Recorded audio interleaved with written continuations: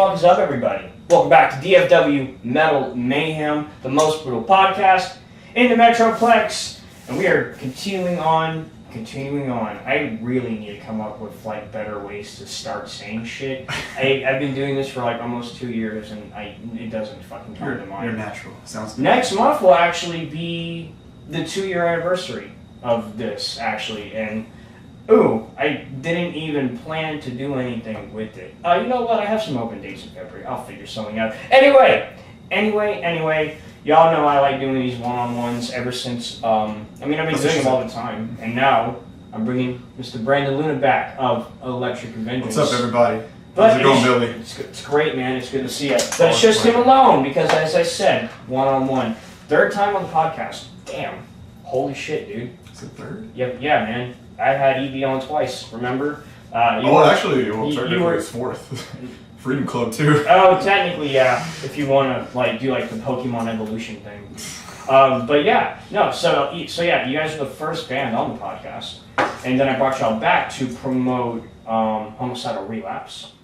And now, I'm just, you're one of my favorite people in the scene, man. You're one of my best friends, too. So, Ditto. So it was obvious that I was going to have you as a one-on-one individually. Because I give credit, because I need to back up real quick. A lot of people say I'm one of the scene's biggest supporters. And I'm super thankful to hear that from people, But I have to give credit to 2 people that made that possible. Firstly is Nathan Kramer, the former co-host of DFW Metal Mayhem, and an all-around scene supporter through and through. Well, your roommate too, right? At one point. Mm-hmm, yeah, for a little bit. And actually, he was here last night, and he helped me put my new graphics card in my PC. And to say thank you, I made that motherfucker a spade, because that's how I am. And you, because in a way, as I said, and as everyone knows over and over, EV is the first local band experience I had. 16 years old, at Grand Prairie Farmers Market, didn't even study for the SAT I was supposed to study for, or the pre-SAT I was supposed to study for, to come out and it was to see my other friend's band. I remember that night very well. And we were going to stop. Was it the cover band? There was 2 cover bands. My friends were one of them. Then you had the Kim Metallica cover band. But they were covering tribute songs. The kiddie band one, right? Yeah, but my friends were covering tribute songs, off the first. They were mainly covering songs off Ascendancy, the second album, and Shogun, the 4th album. And everyone had our group of friends had a huge tribute boner, because that was right before. No, that was right when they were blowing up, because Shogun was the album that Tribune put out that really blew them up and put them on a bunch of big shows touring around the world. So we're playing real metal shit, you know what I mean? Right. And that was in 2011. Yes, it was. Yeah, I remember that because there's actually video of that still to this day on YouTube. And if you actually go, you see Billy, you will see me. I remember what you say. You go, "Thanks for playing," and then right at the end of the video, but you're thrashing the whole time. You're moshing. It was a lot of fun. Yeah, it's somewhere. If you search, I guess Grand Prairie Electric Vengeance. It's on your channel. Isn't it on the channel? It must be. It must be on. It has to be, yeah. Or unless someone else posted it, but I guess that could happen. I can't remember. Because back then I think that was when you were able to just starting to upload YouTube videos to your phone from your phone. I believe that was the year that it started. I could be wrong. You can fact check me on that. I'm not smart with technology when it comes to the history of it. But so you were my first local experience, and I kind of just fell through with there's a gap, because there's just other priorities that I had at the time. I didn't think about it much, I saw fucking Metal X and that EV band was dope, you know what I mean? Right. I tried to look you guys up at the time on the internet, but it was really hard back then. It was really hard back then to look people up on the internet. I guess I was just in the wrong places. I wasn't on MySpace. Didn't have a MySpace. Well, we ran into you a couple of times. Yes. Too. I think you ran into Chris. Yeah, I ran into Chris. Yep. So before that, I ran into you at DRI. And to this fucking day, you swear I told you I have a kid. I swear to God, man. Dude, But then again, I thought I saw Mike Vess at Midget Wrestling for the next 2 times I met Mike Vest, you know, I'm like, yeah, man, I saw you midget wrestling. And he's like, he finally, for 2 times, like I met him or, you know, talked to him, he didn't even deny it. He just like agreed. Yeah. And then he's like, you know, I wasn't at that show. I wasn't at that show, Brandon. Hey, man, I could be wrong. But I swear to God, that in tree. an alternate universe, I have a kid, and Mike Vest was at midget wrestling. I saw Billy, and he's like, I was like, how's it been going? I remember seeing you at the GP show, and you're like, it's good. And you said you were with a girl, and that you're like a fiance. You had a fiance, and then that you had a kid. Shit. I swear, man. What kind of woman would want that shit on her life? Especially a Billy in 2013. What the fuck? I don't know, man. Ugh. Anyway. I was like, I didn't think you had it in you. And then I did run into Chris. I ran into Chris at Yes Buffet. I had my shirt on, the DRI shirt that I got from that show. And he was like, hell yeah, man, hell yeah, man, nice shirt, I like it a lot, man. My brother opened up for them a couple of times. And I'm like, yo, that's fucking sick. Completely just went over my head. Just no fucking clue. And then through that, I somehow, I believe I saw Exploder. It was either, I think I saw Exploder open up for, I saw Exploder open up for Overkill, which was the first time I ever saw Exploder. That was when Overkill was just becoming my favorite band. Mm-hmm. That was when they released White Devil Armory, which when was that, 2016? 2014. 2014. 2014. I remember that because I remember White Devil Armory being the best album Overkill released. And that's when around that time. Exploder opened for them at that time? I remember all that because I remember White Devil Armory being like my favorite 2014 album release, probably only behind the Killer Be Killed album that came out with Max Cavalera and Troy from Mastodon and Craig from Dillinger Escape Plan. I'm not super into them, but like I like Craig. But you know, that super group. So I remember that year pretty vividly, and I believe Angie sent me a friend invite. Then no. What happened is then they announced that they were going to open up for Soulfly later that year at the Rock Club when it was like the smaller stage. That was in November, and I remember I had liked and followed Exploder, and doing that, Angie sent me a friend invite when I was like, dude, wait, y'all selling tickets to Soulfly? I want one. And I met Angie. I got the tickets from Angie. And saw Exploder again. And it was a lot of fun. And now it's wild to this day that Jacob's in my band. Right. You know, it's a small world in a way. Right.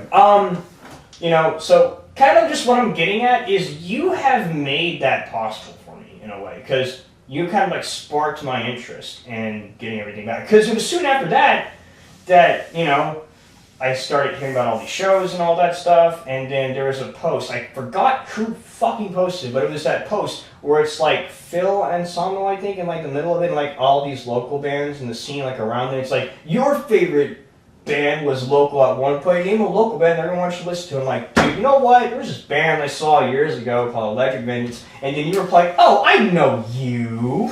And I'm like, oh shit. That's right. Send you a friend invite, and then I forgot about that.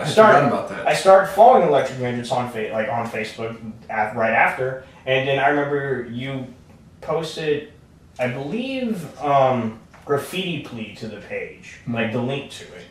And or it was either that or like the picture of that album, and I was like, yo, I need that. And you're like, okay, cool, where are you? GP? Cool. Want to meet at the Waffle House? Fuck yeah, I want to meet at the Waffle House. And I picked up the CD from you. You told me about y'all were playing with Exploder in it was July because we met up in June, and so that show was next month. Was that 2016? 2016. I came into the scene 2016. 2016. And going to that show was my second local show that I went to, because I went to one before with Wormchasm and Tyrannosaurus, the one Nathan took me out to after my knee recovered from surgery. And you know, so in a way, you know, going to that show, the one I went to, seeing the guys in Exploder again, actually meeting Jacob and talking to him for a couple of seconds, made me like, that's what started everything. I started going out to more shows. It's what lit my fire. Because I remember whenever you first started coming out, you had your knee was messed up. Yeah, and I'm like, I can't. You're like, I don't think I'm gonna mosh tonight. Yeah, man, I gotta like, you know, I'm still doing therapy, and it's probably not the best idea. And I'm like, and Brandon didn't say this, but this is really what he said. I don't give a fuck about your knee mosh. He didn't say that, but he was like, no, you're gonna mosh. Yeah, it's gonna happen. And you did. And I sucked because I sucked back then at moshing. I definitely did. Yeah. Dude, there is video of you guys playing DFW Metal Fest that year, and Carlos and Patches are killing it in the pit, and I'm just like, thank fucking God that doesn't happen anymore. You know? So, in a way, kind of, as I said, you brought me in. You helped that happen. So, in a way, you are a reason why Skull Archer exists. You are a reason why DFW Metal Mayhem exists. So, you know, I have to have you on. Well, thank you, man. I appreciate it. It took us long enough to get to that part. Yes. So. 15 minutes later, here we go. Here we go. Pretty much. Just bypass the first 15 minutes. I'm just joking. Yeah, well, man, I actually just got done a couple days ago doing Craig's podcast, Warlord. Holy shit. That was so much fun. So I still think I'm like coming off that where I really rattled for 2 hours. So if you like the sound of my voice, holy shit. So, man, 2019. 2019, man. It's here. Yep, already. And you have a new shirt. Yeah, we got new shirts, and this is promoting. We're gonna release a new album in 2019 soon. We're gonna record it. It's a full length? The shirt or the album? No, you said an album, right? Are you gonna release like a full length album, a demo? No. It's gonna be more of an EP. I think 6 songs. Okay. But yeah, this is inspired by one of our brand new songs that Trey had written lyrically called "Blood Spatter Redecorator," and it says it on the back. I don't know if you can see that. Oh hell yeah. That's sick as fuck. And you already have these in stock and ready to sell? We just got them and we're selling them tonight at Capo's. Do you want to? Oh yeah. By the way, that show was fun because this is gonna go up the day after. That show was fun, and you should have been there. Yeah. And have safe travels, Zach. We're super stoked to play that tonight. We're very honored that we were handpicked to play that tonight. So yeah, we're stoked as fuck. It's gonna be fucking cold. It's gonna be inside. It's inside. Oh, it is? Oh, hell yeah. It is gonna be not as cold. Yeah, it's gonna be great. not as cold. Yeah, it's gonna be Keith is actually one of my clients for pest control. Sprays house on a quarterly basis. Very cool. Yeah, he just did, his company just laid tile in my house. They did a fantastic Kyle job. can, why I say Kyle? Keith can do everything. Yeah. Everything. Yeah, he did baseboards too, and he did a lot of stuff. Yeah, dude. Hit up Keith Capo if you need anything done to your house. Yeah, dude, Keith Capo can fucking do heart surgery, brain surgery, foot surgery, brain-foot surgery, heart-brain surgery. He can do spinal surgery. He can scale Mount Everest with just one hand. He can do everything. I fucking love Keith, dude. I really do. But yeah, man, new album coming out, and I think we picked a name. I think we did. We're pretty solid on the name. Cool. Do you want to reveal it or not? Sure. It's gonna be called Stories of Greed, Sex, and Murder.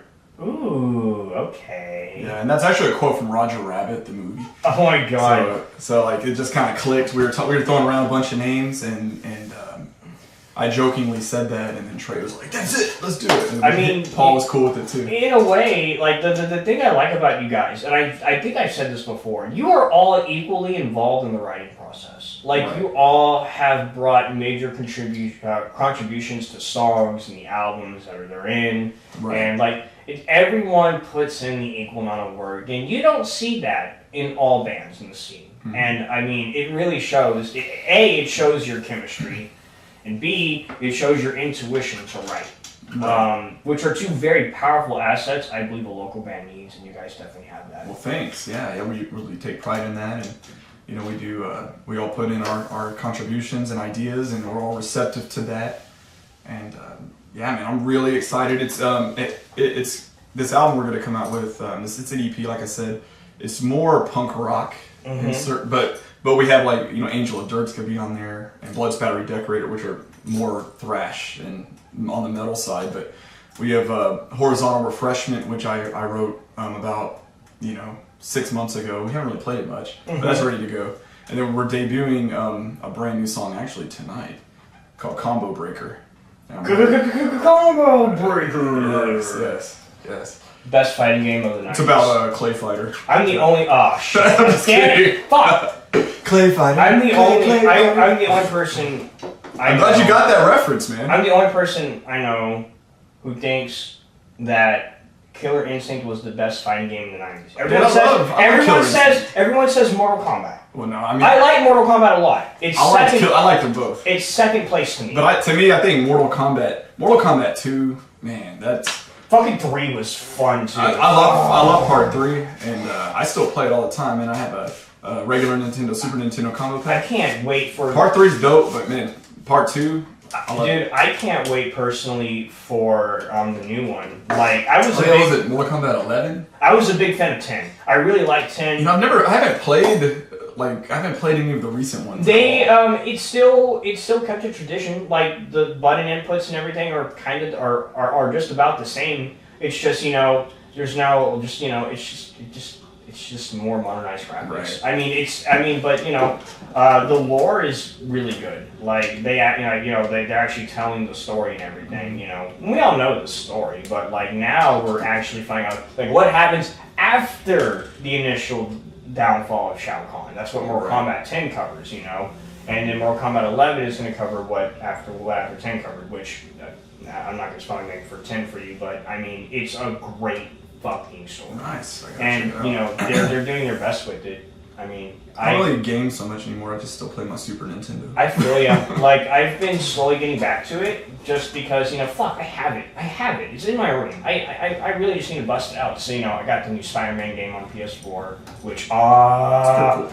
Oh god, it's the best superhero game on ever, dude. Fuck. And I got Red Dead Redemption, the first one, because I haven't played it before. I played Red Dead Revolver on PS2, and if I'm gonna play Red Dead 2, I'm gonna play the first one first. You know what I mean? Right. I'm that guy. Right. So. But yeah, I'm glad you got that reference. Oh, dude, Killer Instinct. Of course, man. Like I dude. I thought that'd be a cool song title. I think. It's not necessarily the song isn't necessarily about Killer Instinct. It's just. I think every band should at least have a couple of songs that are catered to their childhood passions, or at least their a few, man, or at least their current passions. Absolutely, like Super Shredder. I got that idea from Teenage Mutant Ninja Turtles 2. Mm-hmm. At the end when the ooze spills on Shredder. It's like Shredder. Yeah. I remember that. That was cool as fuck. Yeah. Like I was talking to the guys in Skull Archer, and I'm like, dude, it'd be cool if we took the Godzilla theme song, and we just made that a stompy fucking breakdown in the song. Another thing I like about you guys is that you guys are definitely way more different than any other thrash band in the scene, because you guys add like a really strong punk element. Like Hood Rat does it too, but Hood Rat, I will personally stay with Hood Rat. I think they lean like with them, they kind of lean more towards the punk side of it. Mm-hmm. Though, really, they kind of. One thing too, there was an interview written about EV2, and they noticed, which I always appreciative of, but they said that a lot of the new wave of British heavy metal, made in harmonies and solos that were noticed. So they said it's more feral riffs, but then it's counteracted with something like that, more melodic, which we take a lot of pride in. Yeah. Which I think is just a twist that is unexpected, and it's a curveball because. I tend to agree with it. We get bored easy, so we just try to mix it all up. Yeah, I tend to agree with that. In a way, I've kind of noticed with Skull Archer, we become more straight crossover. I mean, we still definitely have thrash songs, and the newest song we have is definitely thrash. And that's the thing too. We don't necessarily like that title, crossover. We don't try to be crossover. We just play how we play, and it just people kind of lump us in that category. It's just I don't think anyone really likes labels that much. I just think they're there if you absolutely have to just tell someone on the outside what you're about. Then it's just we're this, but don't just think that. At work, man, everyone always asks, "Oh, you're in a band?" I'm like, "Yeah," and then I can't even explain it. They're like, "What kind of music do you play?" And I'm just like, we're just a rock band. That's all I can say. Yeah, it's just too hard to explain. What? Fuck, what I started doing is I just started saying, Metallica, old Metallica? Yeah, kind of like that. That's kind of what I do. My first year teaching. Even though that's not true. my first year working, it was 6 years ago, first year teaching. One of the teachers was like, "Oh, are you heavy in Nickelback?" And I was like, "Oh my god."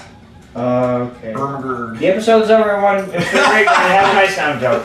But, God, see, dude, there's still, it's crazy because heavy metal's now across the world.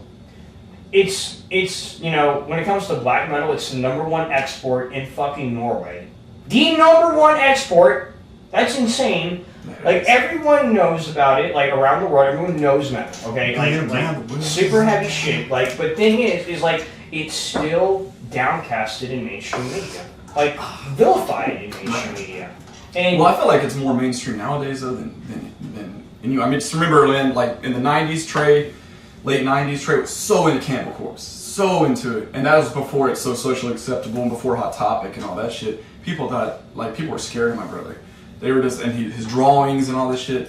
Everyone thought like, what the fuck, you know, like this guy's. Everyone's into Pantera, Metallica, you know, and that was acceptable at that time. But now everyone loves Cannibal Corpse, and they're more mainstream than anything, or more mainstream to this day. And I love Cannibal Corpse, but it's like it seems like it's more mainstream these days. Yeah, and it's weird because you know you get a band like Cannibal that is really extreme and is out there. But man, like you know what really sucks is like looking at that man. Seeing Campbell get that much success, think about if Def, like if Chuck Schuldiner never passed away and Def continued doing what they did, think about the fucking waste. Think about the waste they would have gotten. It's like fuck. Even when you know they held benefit shows for him, I don't know if you knew this, but Red Hot Chili Peppers played it, and a lot of like more popular bands at that time were trying to raise money, you know, for him. And dude. So I agree, man. If he was still alive and Death was still around. They would be huge. They were, dude. I mean, dude. It's a flawless discography. In my opinion, they don't have a bad song. They have all their albums are great. They don't even have a bad song, in my opinion. Like they're all really good. I can sit down to all of them easily. It's kind of like reminiscent. I don't know. I felt like Chuck Schuldiner was just ahead of everybody. Right. I felt like his writing process and his attitude towards the music and the way that he was, kind of like. Drawing everything together. A lot of people say he was really hard to work with. The reason why he was hard to work with, because everyone was operating here, and he's operating here. You don't understand what he's saying, so you're just like, what? You know what I mean? Right. So, and man, yeah, that in my opinion, that was the best musician we've ever had in metal music so far. Like when in terms of just sheer creativity, passion, and the ability to get shit done. Right. He was a composer. Yeah. Yeah. Like a true actual composer. He wasn't like just a songwriter or a lyricist. He was a creator, inventor. It's just it blows my mind. Like if Def was also Texas, I would definitely have a Def poster instead of a Pantera poster behind him if they were based in Texas. Just being honest, everybody. I love Pantera. Don't kill me. What's your favorite Pantera song? Fuck. The Art Shredding. Oh my god, I was about to say the same, man. I love that song. Yes! I do love Power Metal. You know the song Power Metal? Yeah. I like that song. Oh, my dad loves the 80s Pantera. Or Heresy. I like Heresy. Yeah. Oh, dude, Heresy's really good. Oh, fuck. Yeah. Man, it sucks. I never got to see him live. Me neither, man. Me neither. You know, I did. I was in a cabana at a Gas Monkey Live, like they have those little cabanas. And not Taco Cabana, but those actual cabanas, yeah. And we saw Motley Crue, and Vinnie Paul was in the cabana with us, and he was standing like literally right next to me. And I wanted to talk to him. That was the only time ever meeting him, or not. I didn't really even meet him. I was just in his presence next to him. And I regret not talking to him. But the show started, and he was all like, watching Motley Crue, and I want to bug him. But yeah, didn't get to meet him. Normally if I was ever kind of situation, I'd just be like, hey man, I just want to say you write great music. I just like to try to shake hands, like, yeah, thanks man. But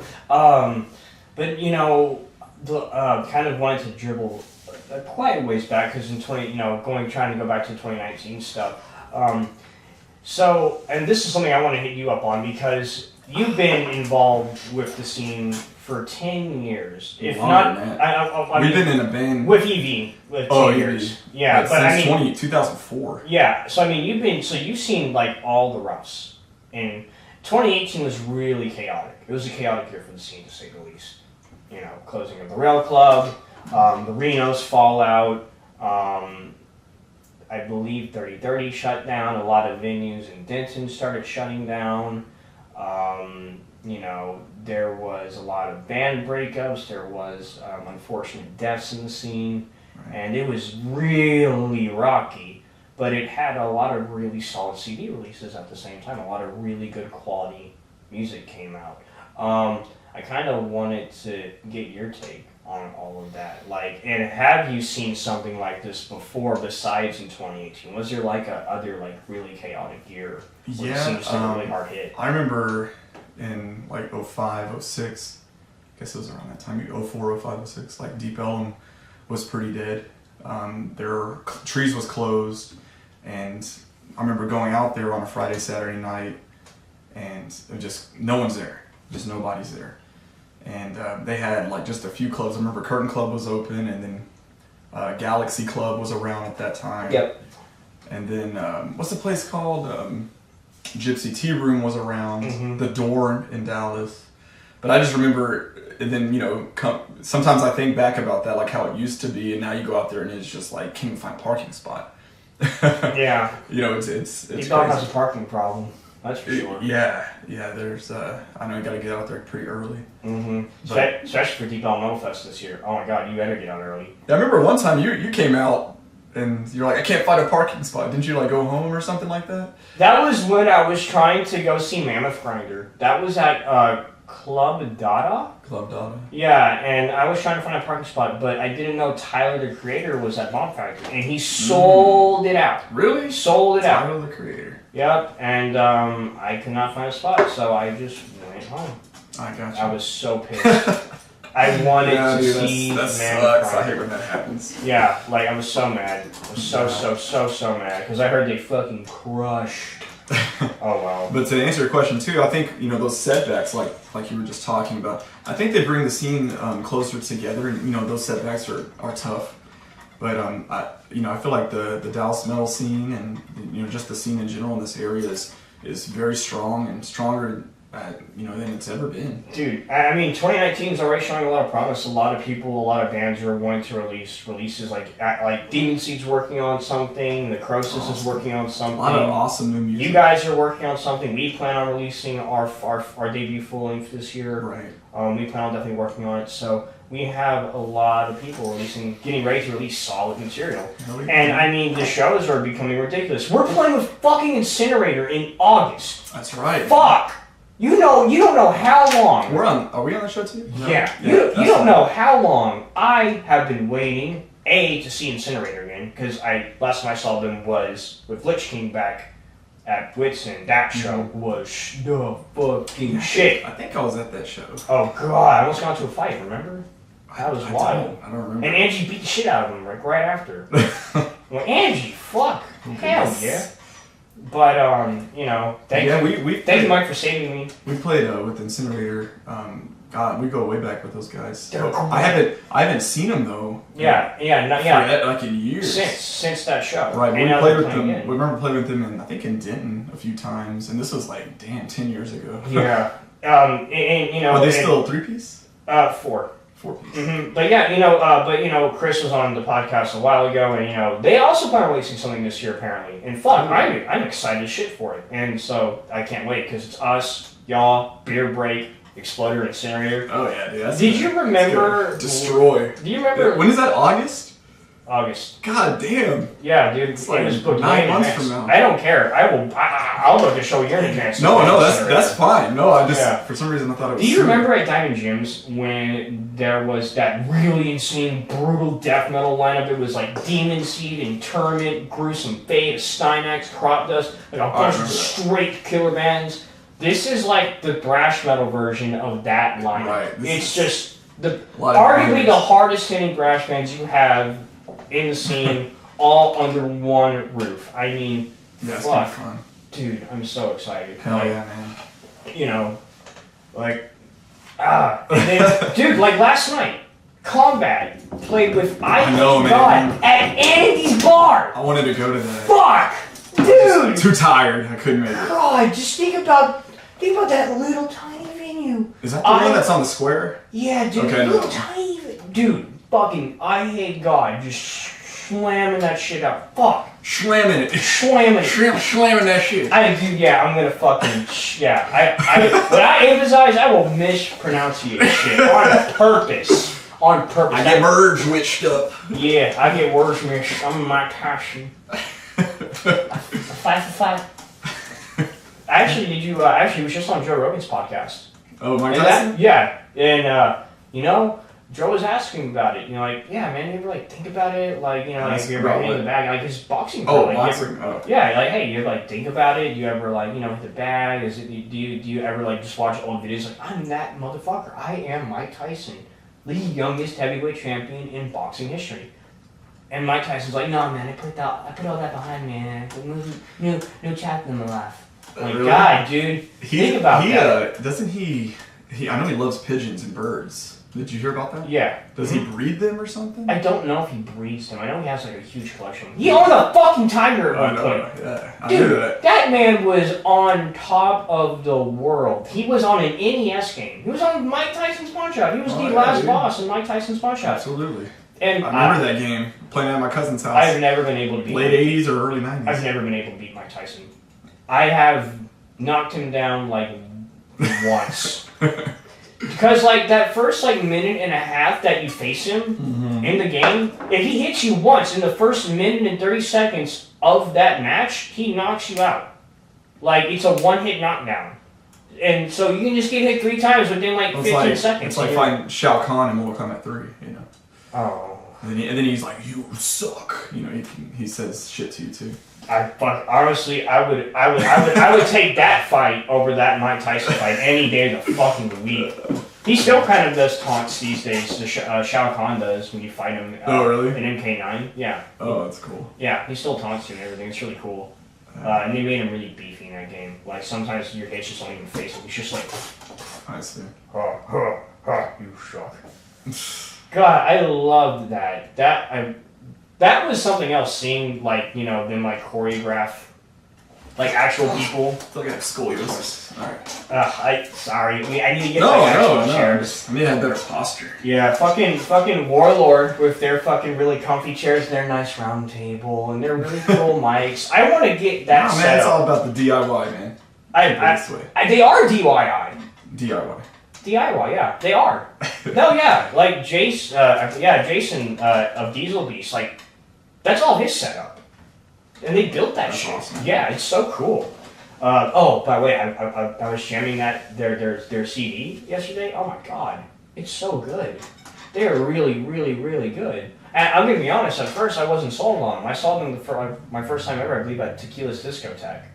Oh yeah. And I wasn't into it. Maybe I was just too drunk. But man, like Tequila's. Yeah, that place. What has the show ever been done there since? I remember Silver Tongue played there first, and then they did that one show whenever we played and Diesel Beast was on. Yeah, it was Oberon too. It's the first time I saw Oberon. Wait, Diesel Beast was on that show. Oberon, right? Diesel Beast, y'all, Silver Tongue. That's right. Yeah, that was cool. That was a lot of fun. Yeah, I don't think they've done another show there. Tequila's Discotheque. We need to hit them motherfuckers up. That was a pretty chill venue. That was fun. It was big. And it was something that they normally didn't do. Or did it close down? I'm not sure. I think it closed down, if I'm not mistaken. I could be wrong. I drive by it every now and then. Well, okay, so... What's it by? It's by, I got there super early because I thought the show started at 7 because the event said 7. Mm-hmm. So I got there at 7. I remember that. Yeah. Because we were outside in the back and we didn't know where to park and to load. I remember parking was kind of a thing. We had to park in a certain spot. Yeah, I was brand new to the scene, so like I didn't know that. Oh yeah, no, don't listen to the time it says that it starts on the calendar. We're gonna post it. I didn't think of that, so I was there early as fuck, and I saw them do like a little radio show on stage, like a little radio show before y'all went on. Yeah, we did that. We did that radio show. Remember that? Yeah, like right at the end. Yeah, y'all got on, and they were like, and I think they all spoke Spanish, like really heavy Spanish, but like some broken English. Right. And y'all were just like, oh yeah, come to the show, and then they said something, and then you're like, yeah, the show isn't great. I remember one of the ladies. She's like, do y'all like Mexican girls? We're like, yeah! Got that Latina fiebre! Oh, dude, I fucking yelled that shit out loud. I'm like, yeah! and then everyone in the room looked at me like, oh yeah, I forgot. I'm like brand new, so no one knows who I am. Like 4 people knew who I was. That was so like I had like really high anxiety that night too. I remember that. I got really drunk early so I could like get past it. And then they had the poles there too. Remember that? Oh yeah, that was weird. That must have been a strip club once upon a time. If you really think about it, like looking at how wide. Isn't it by what's that place called?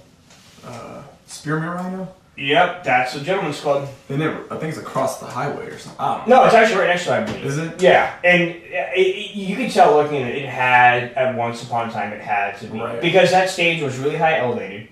Mm-hmm. And so you can definitely tell it was a stage for dancing. Mm-hmm. And since like the way you got on stage was back going upstairs. Right, I remember that. Yep. Yeah, because there's a little hallway back. You got two bars, like one here, like and then like an island bar, kind of like in the middle. Right. You know, like a VIP room going upstairs, like really nice looking bathrooms. It was a strip club. It had to be a strip club. There's no way it wasn't. Probably. Yeah.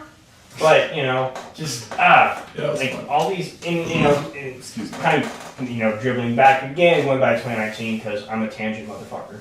I can't tell, dude. I do. I got. It doesn't show. Tangents. Yeah, you're right. It doesn't show. I'm just being paranoid. But no, for real. I actually think 2019 is gonna be really huge. Definitely. I mean, for us personally, like Sculpture, I really feel like it's going to be the year that, like 2018, we put everyone on notice. 2017, we came out like, hi, we're a new band. We're gonna play, and we hope you like it. 2018 was like, okay, you know who the fuck we are now. You can't deny it anymore. We are a force now. 2019, I told everyone was going to be the year that we were going to establish ourselves as one of the top thrash metal acts in Texas. And I still hold firm to it. I do it, man. So we'll see how that all goes. But I think you guys are right up there too. I mean, when I first came to the scene, there wasn't a whole lot of thrash metal representation. Mm-hmm. I mean, at least actively. Especially in Denton, there was nothing. Nothing in Denton at that point. Not a lot of thrash bands. There was a lot of punk. Denton, and we used to grindcore and hardcore. Remember, the Faps? We used to play those dudes a bunch. Yeah. And the Kremlins, and we used to play. And damn, I can't remember the name. Offhand. Have you ever been to J&J's in Denton? Yeah, we played. Did I tell you that story before? That's the basement, right? Like, yeah. We played the basement one time, and it was.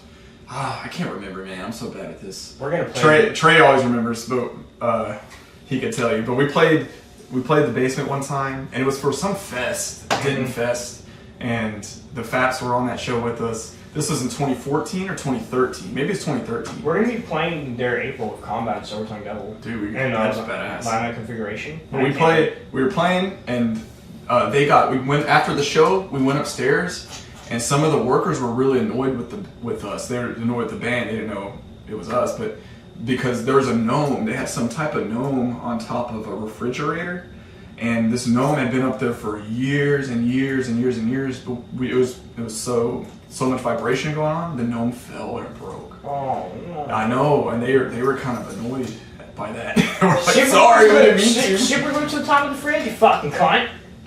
Fuck.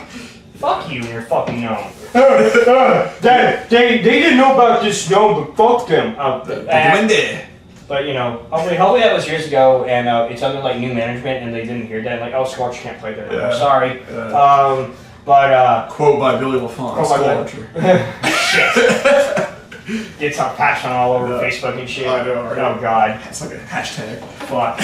No, but I feel like we've just I feel like 2019 is going to be like the Phoenix Rising for the scene in general, because 2018 took a hard dip. It's going to be your year, man. Well, I don't know. Just going away from that, like for the scene in general, like RBC and the Nines are now two clubs that have stepped up in Deep Ellum that are now taking a lot more shows than they did before. That now that Reno's is kind of in this weird state, because a lot of people are no longer going to take their business there anymore, and for whatever reason they want to do that, they can, and I absolutely respect their reason and their right to do it. And if you actually had to sit me down and tell me what I thought about it, I definitely will lean on Justin's side and be like, yeah, I felt like he got fucked. If you just ask my opinion, I'm not taking a stance. I'm just saying if I had to take a sway, my sway is going to Justin, obviously. But, I'll still play there if there's a lineup I like, and if there's a show I like, I'll go. But I mean, honestly, there just hasn't been a whole lot of shows at Reno's that I wanted to go to as of recent. I don't know. Like, you know, Tomcats took all those shows from the Rail Club. You know, especially the DRS show that we did, that we opened up for. And I felt like that really elevated them in a way. Like, this seemingly much smaller club took all that traffic and made it work. Tomcats we love Tomcats. It's such a great place to play. Yeah, it really is. You know, I love it. I mean, it's really the main stand. Did you ever go to 1919 Hemphill? No, I don't think so. I haven't been in years, but that used to be like headquarters for us, man. Peppermill still does shows. I don't think we've ever played there. JC Harmon sends us a lot of dates to it, and I don't know. He'll send the dates, and they'll be like last minute, like you know, like oh. Like a couple days ago, like he sent me the February calendar. I'm like, man, it's already January. Fuck. You gotta do this shit in advance, dude. You know what I mean? I do my house parties in advance. Like the day after February 2nd, on February 3rd, I'm already gonna be booking. I actually already know what I'm gonna do. I'm already planning it all out because that's what you have to do. You can't do last minute shit here. Right. You gotta plan it. By the way, that house party, you're gonna be there, right? Bozo. Oh yeah, when was it? February 2nd? Yep. Combat, Exploder. God damn. I'll see what I can do. That lineup. Yeah, I'm sure I'll be here. Someone's dying. Someone's gonna die. That lineup is just so intense. Oh yeah, it's like a circus fire. God, you know who was really good?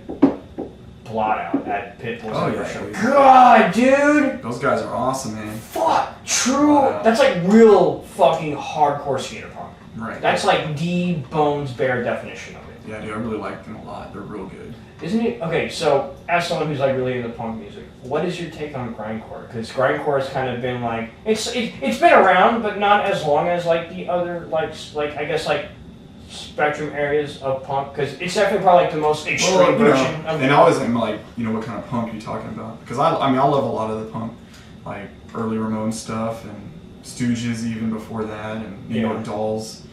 Old school stuff, kind of more easy listening to, but then there's, you know, 80s more hardcore era. Yeah. Or, you know, street punk or whatnot. But grindcore, you know, it's been around for a good while too. And, you know, some of the OGs of grindcore's Macabre. And they were around since 82, I think. Fucking Nails is like a new grindcore, like a newer era of grindcore. And I mean, I'm not too, like, I don't listen to a lot of grindcore so much. Not that I don't like it. I like it and I respect it. I'm just... as I get older, I'm listening to more and more like. I think you'll really like chill music. I think you'll actually really like the Imperial Slaughter album that they put out last year. It's on Bandcamp. Yeah, man, send me some links. I'd like to check it out. Dude, it's Emma from Vault Dweller. Mm-hmm. Okay, I think I know. Yeah, she plays bass in this band. Oh, it's fucking cool. And Tay Waters is a really good frontman. I mean, they they all do vocals.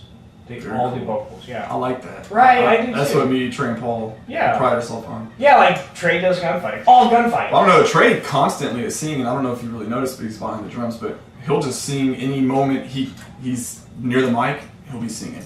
I feel bad for Paul sometimes because I take his mic to sing Bad Boys and Homicide. Sorry, he gets out of breath anyway, so. He's like, sorry, Paul. Just kidding, Paul. Paul, we love you. Hit me up for D&D, please. Dude, yeah, you didn't know your bass player plays Dungeons and Dragons? Shit's dope. I didn't know that. Yep. He actually invited me to do to hop in on the campaign. I told him to hit me up. I just think he's been a busy man. So what are you obsessed with, Paul? Because it says you are on Facebook. What? Read what it says. Yeah, here, hold up. Read me. Is that a question? I mean, it was. What? Yeah, it was. It said it. Hold up. Read exactly what it says. It's what you tagged me in. Yeah. Do we get any questions? I got a question. Why are you so obsessed with me? Did Paul, I think Paul asked himself that while he's looking in the mirror. Probably. I think he's more obsessed with himself. Oh my god, so, you know Evan Fee, right? The guy in Superhero Supervillain? Yeah, Evan. Yeah, what's up, Evan? This is fucking hilarious. Oh, God. What is Val Kilmer's greatest role and why is it Doc Holliday? I agree. Yeah, dude, he killed it. He should have won an Academy Award that year. And he did. Fuck yeah.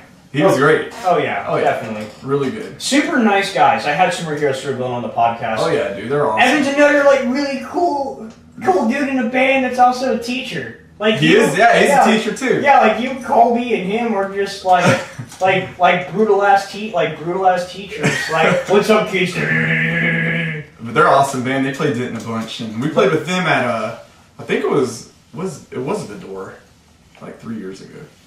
What's it now called? Profit Bar? I'm confused. I don't know. Yeah, but I speaking of Colby, Blasphemous Goat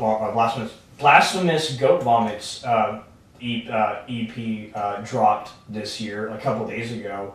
Straight, just insane raw black metal. I just imagine like Colby like telling like the kids like what he does outside. He's like, yeah, I'm in this black metal band, and then he plays like Rage by Demons. Rage by Demons. It goes like when the kids are just like, oh, what the fuck, get me out of here. You've actually done like a guitar exhibition in front of like kids I saw in one video, and they're like, "Oh my god, he's so cool!" Yeah, it's not just me jamming guitar. It was a science lab that we did, and it was on circuits and conductors. So they had a lab guide and answering questions, and what you just saw was us just jamming, but the kids all like hooked everything up, and then we just played guitar for a while. The science coach at the school was filming that. That's awesome. Yeah, and it was fun. They loved that, man. They had a good time. So I've done it a few years now. Yeah, you've been teaching for a good minute now, man. 6. This is my 6th year. What? But then I taught ESL for 2 years. Yeah. While I was in college. Oh shit. And that was all adults, so I taught all adults at that time. Damn, I didn't even know that. Yeah, I did that while I was in college. It was at an English school. It's called Escuela de Inglés in Yes I Can. It's right north of UTA. Right by actually Caves of Sunshine. Fuck. Oh yeah, okay, in yeah. In that area. Yeah. There's a Cost Plus over there. It's in that same little shopping area. Oh, cool. Yeah. I had no clue. That's I cool. taught there for 2 years. Hell yeah. 2.5 years actually, I think. Yeah. Yeah. Where do you what district are you with now? I'd rather not say. Okay. No problem. It's I all don't like good. to tell people where I work. Yeah, I hear ya. Don't need it. Yeah, no school. Yeah. I kill bugs, so I don't have a problem telling you I murder bugs. All right. You know. Get out the knife and just start stabbing roaches in cabinets. No, that's not what I do. I'm not a savage like that. So, man, another thing I kind of wanted to get into you about is you brought a fucking Ouija board here.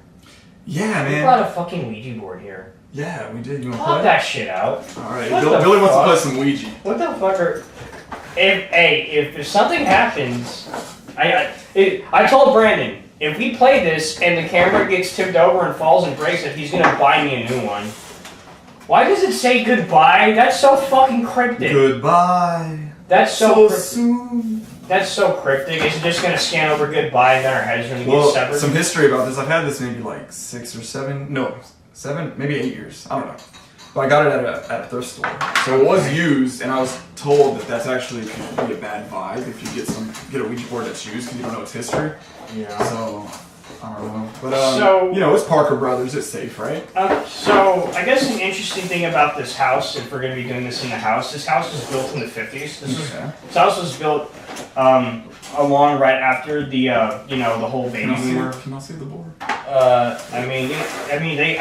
probably, they're not be able to see like the intricate details, but I mean, like it exists. It's right here. Well, no, I mean like, yeah, right.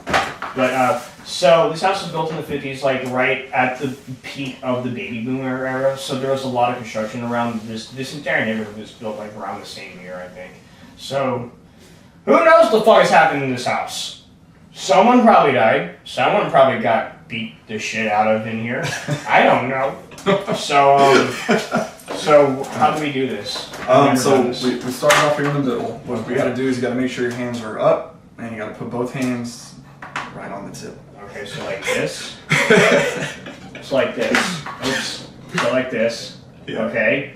Now what do we do? And then you ask it a question. Okay. So think of something. Is there anyone in this room that would like to speak to us? So make sure you don't move it. He needs to wake up. Ouija, are you with me? Is there anyone here who would like to talk? It's moving a little bit. Yeah.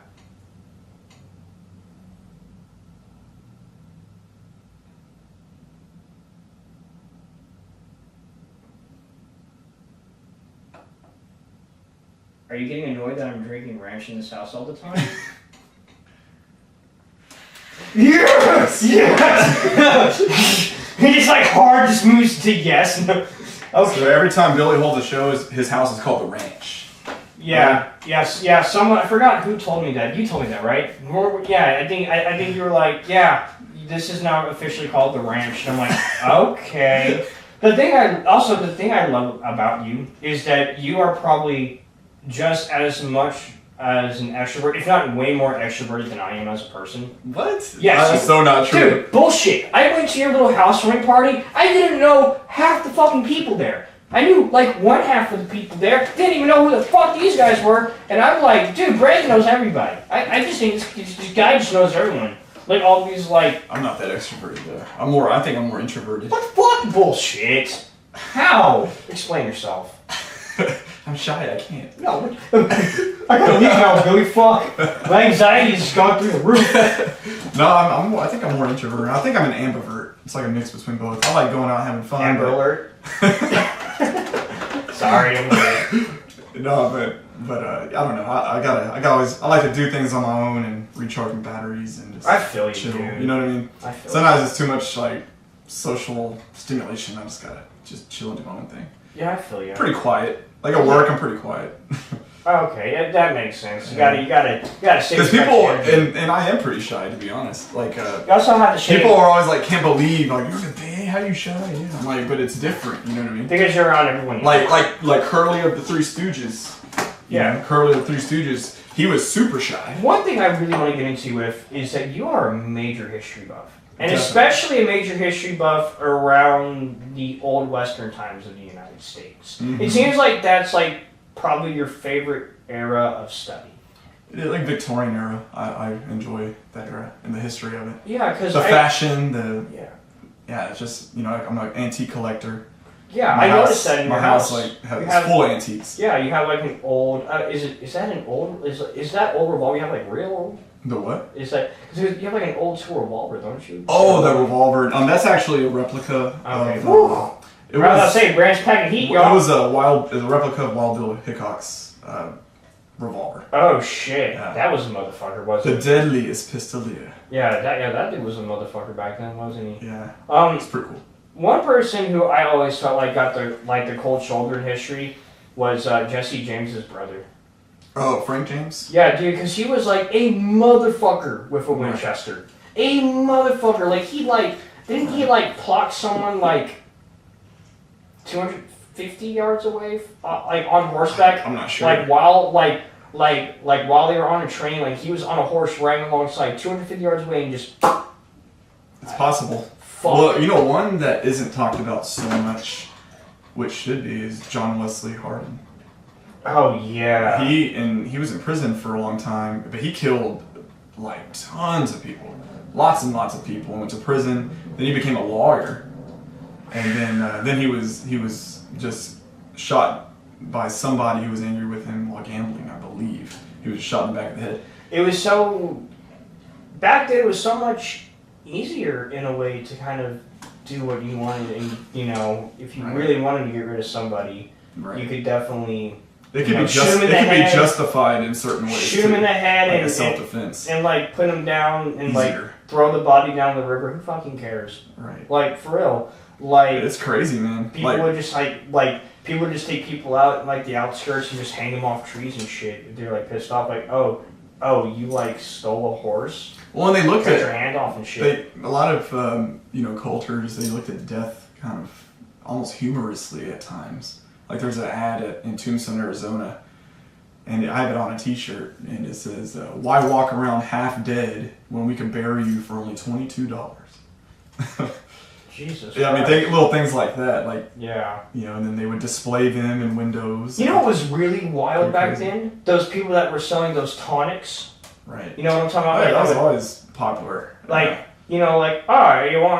It was for erectile dysfunction. It was for hair loss. If you got. Are you talking about way back then? Yeah. Oh yeah, it was for anything. Just a healing tonic. I mean, and a lot of times it was just from the city's water supply. Yeah. They were just trying to make a dishonest dollar. Yeah.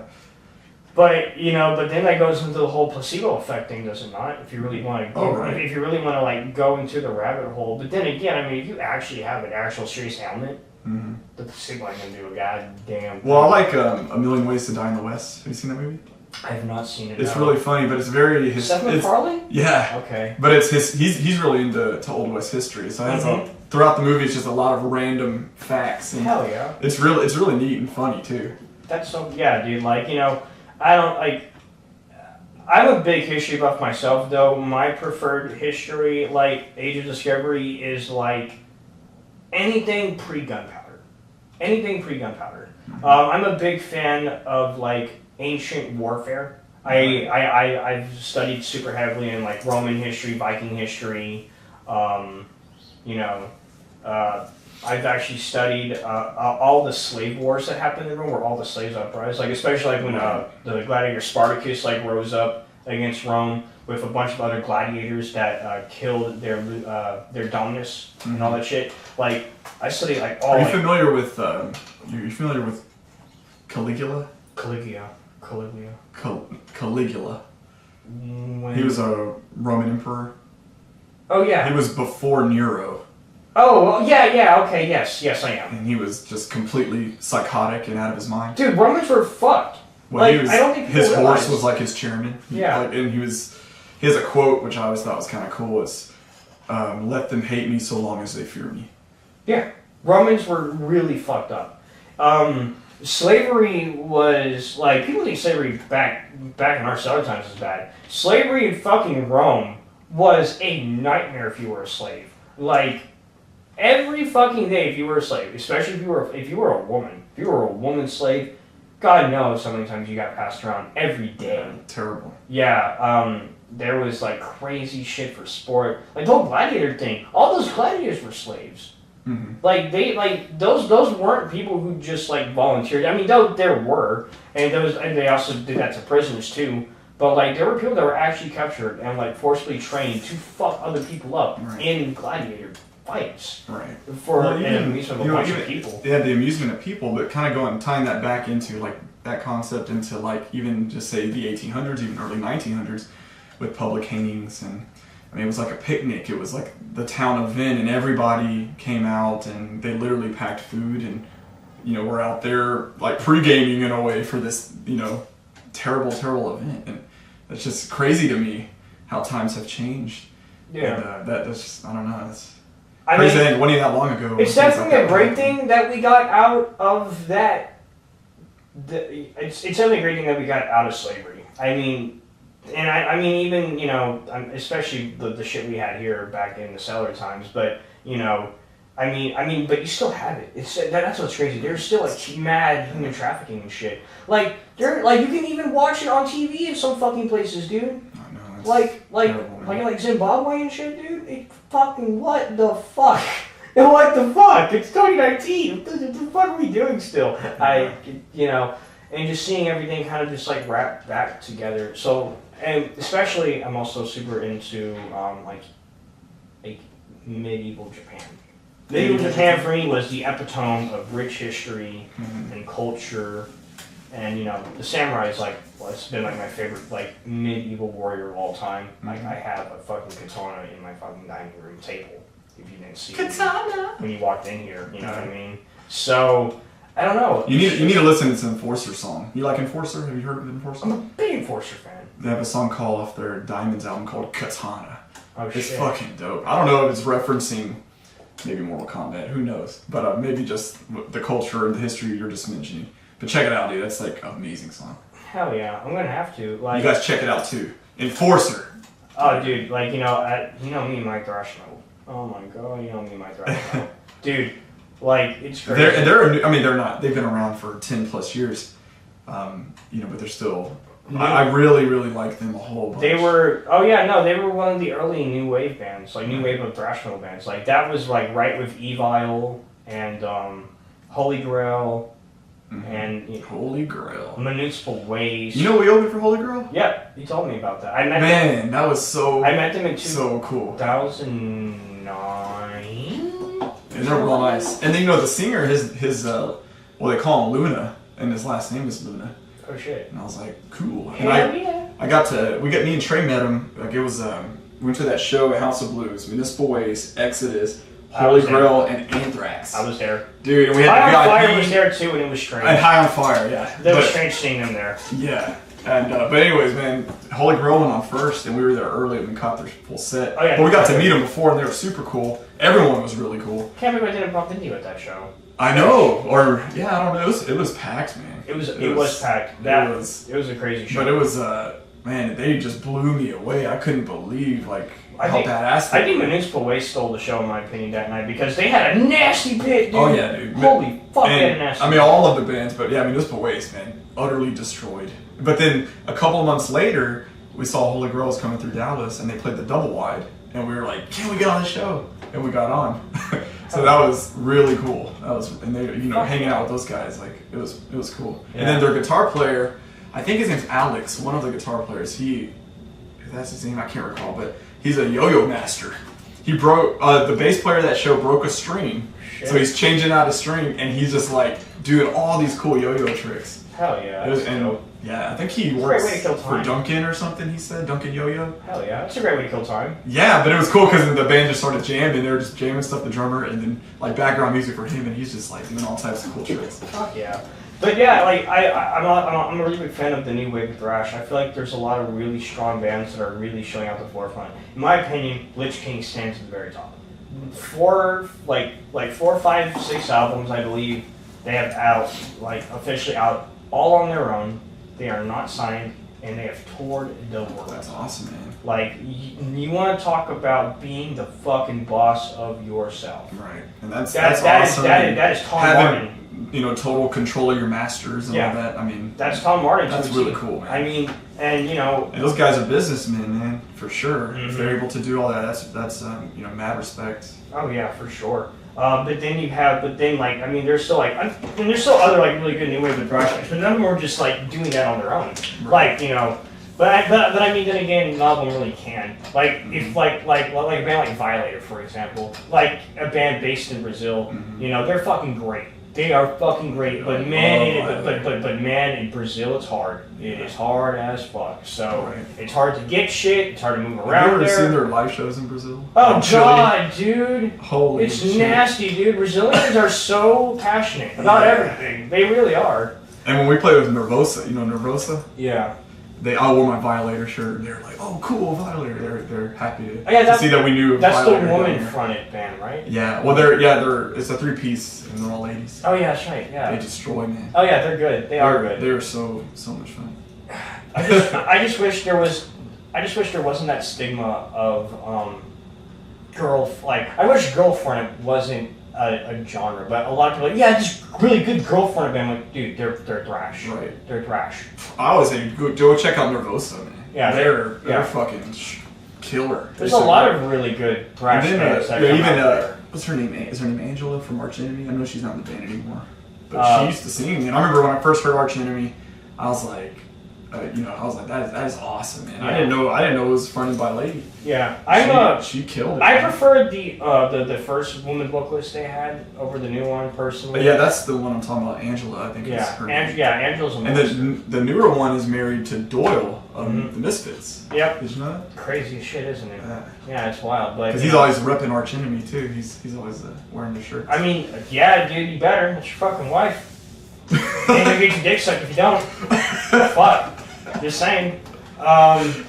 Silly Billy. You know how it be, bro. You know how it be. Chewy. So, man, we have the EP on the horizon for you guys. Yeah, man. Who do you plan on going to?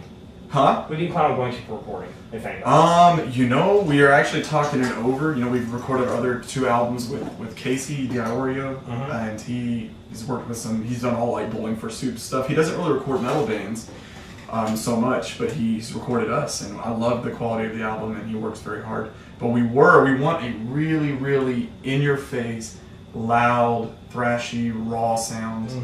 Are you shopping right now? We are. We're looking into Irving Lopez. Yeah, and we're interested in Irving Lopez and a couple of others. So we're because Chemicos album sounds great too, man. Dude, the Chemicos album, the fucking Stynax album, the fucking Asylum album. Oh yeah, they recorded with Irving. The Asylum album. Cool. Oh my god. Yeah, we're going. And we're very excited because this album will be not. I think I was telling you the other day. It's like Manic Possession had most of our technical work, which is our first like LP, and then Homicidal Relapse had a lot too. A lot of technical stuff, but not as technical maybe as some of the stuff on Manic. It was more of a punchy album to me. Which one?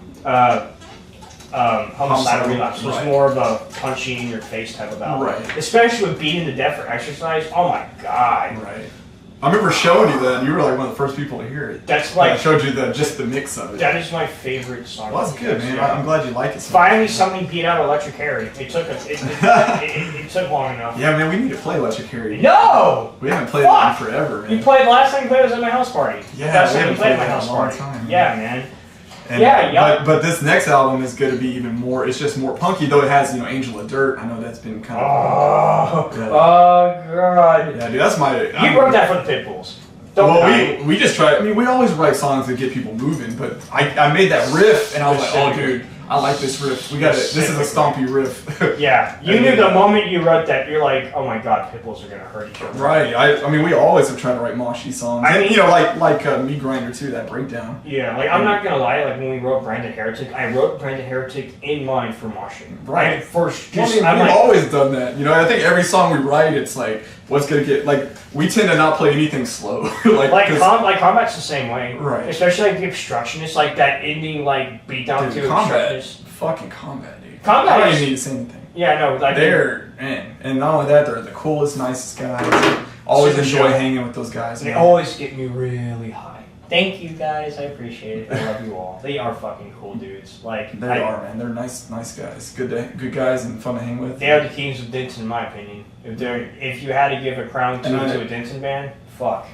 Right, and I really wanted to go yesterday, man. But I couldn't, man. I had a fucking nail in my tire, and then I had to go to goddamn what's it called? What's that tire shop called? Discount Tire? Yeah. And then my tires are fine, and then they're like, hey, we can't do it because the tread's under 2 millimeters. I was like, are you kidding me, man? Oh, dude, fuck that. You should have went to Three Bears. That's where I went! Woo! That's right, dude. Three Bears will hook you up. Yeah, that's where I went. And then it was like, oh yeah, we'll fix that, no problem. And then, super cheap. So, yeah, they're cool as fuck. Yeah, and they're real quick, and yeah, so I got caught up in that. So, besides the... Oh yeah, but real quick, that EP though, it's like more punky. We have songs that you've never even heard of, or no one's ever heard of. Dope. We have one, I'll reveal the title, it's called Slaughter Thy Neighbor. Ooh. And then, what's on the album? Horizontal Refreshment, Angel of Dirt, Slaughter Thy Neighbor. Oh yeah, Homes Made a Killing. You guys have really good lyrics and really good songs. Combo Breaker. Like you guys like Angel of really Dirt. good stuff like that. You guys like really good lyrics. And you guys have like really good song titles. And Trey comes up and Trey's a fucking smart dude. Trey is so smart. Oh, it blows my mind. Like fuck, that dude is smarter than like 80% of people. He doesn't realize he's smarter than. I fucking love you, Trey. You're great. He's the best, man. He's been my bandmate. He's the one that encouraged me to play music, and I never thought I could play. So besides, I didn't start until I was 17. Yeah, dude. Older. Later in life, but fuck it, dude. Hey, I started when I was like 22, so it's all good. So besides the EP and besides your shirts, what does Electric Vintage have planned for 2019? Yeah. Do you guys plan on doing any out of town shows? Do you plan on trying to do at least like a little tour? We always are down. I remember Trey and Paul talking about maybe playing in Houston at some time. I really feel like you guys would benefit really well from just doing like a week tour. Like I don't know how far y'all want to go out of the States. I would at least like a Texas tour. We talked about it. We would love to do that. It's just hard, It's hard. I'm off in the summer though, so if we ever able to, man, that's something that would happen. Yeah, it had to be that. But yeah, we got a Campos B-Day tonight. That's gonna be. And Zach is. I'm just gonna read what it says. Zach the retard. Zach the retard. Woo! I love you, Zach, and that's not coming from me. I'm just reading the title. I'll just take screenshots of it. I'll say it. That's tonight, March 16th. We are playing at Diamond Gems. That's gonna be really dope. Insufferable, Sorcery, Violent Victim, EV, Demon Seed, Texas Mercury. Oh my god, I'm there. Yeah, wow. That's March 16th, Saturday.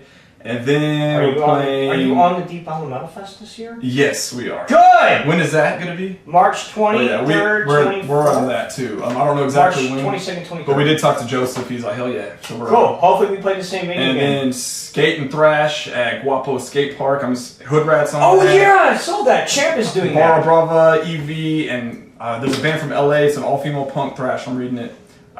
My bad if I butchered the name, y'all. Auxilio? I don't know. Yeah. Killboy.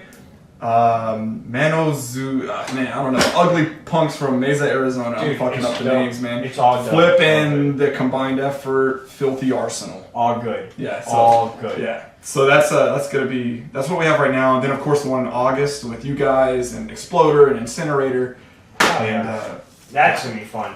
I'm actually really looking forward to that Guapo Skate Park show because Champ hosts really yes. good shows. Shout out to them, man. They invited us out. Champ is like another Tommy Brown because he's super supportive. He's always out at shows. Fuck, man, it does suck because Tommy today landed in Memphis, and that dude was the biggest music supporter of our scene. And seeing him go is so upsetting. And now we're saying bye to fucking Zach. Fuck, man! God damn! Yeah. Brandon, this has been fun, dude. I fucking love talking to you, man. We gotta do this more often. Absolutely. Hopefully, eventually, I'll have better equipment so we can sound better. That's my fault. No, we just have to speak louder, right? Oh yeah, it's all good, you know. But hey, man, thanks for coming on. I really appreciate this, man. We're gonna fuck it up tonight, and it's gonna be fun. It's gonna be a good show, man. Oh yeah, I'm gonna probably run into Keith's wall probably with all the moshing going on. So guys, this has been DFW Metal Mayhem, the most brutal podcast in the Metroplex. Next week, we will have on a band that will be playing my house party. I've already had 3 of the 4 on my podcast, so it's pretty easy to find out which one's going to be on next week. So you better fucking watch it, and we're going to promote the shit out of that. Don't forget, it is February 2nd here at Casa the Ranch on fucking February 2nd. $5 entry fee, BYOB, 420 friendly. If you want to bring me shrooms, I will be your best friend. I'm just saying. I'm probably going to go to jail now. That's fine. It's going to be a hell of a fucking time, dude. So come on out and let's fuck shit up. I'll see y'all next episode. Go F crazy.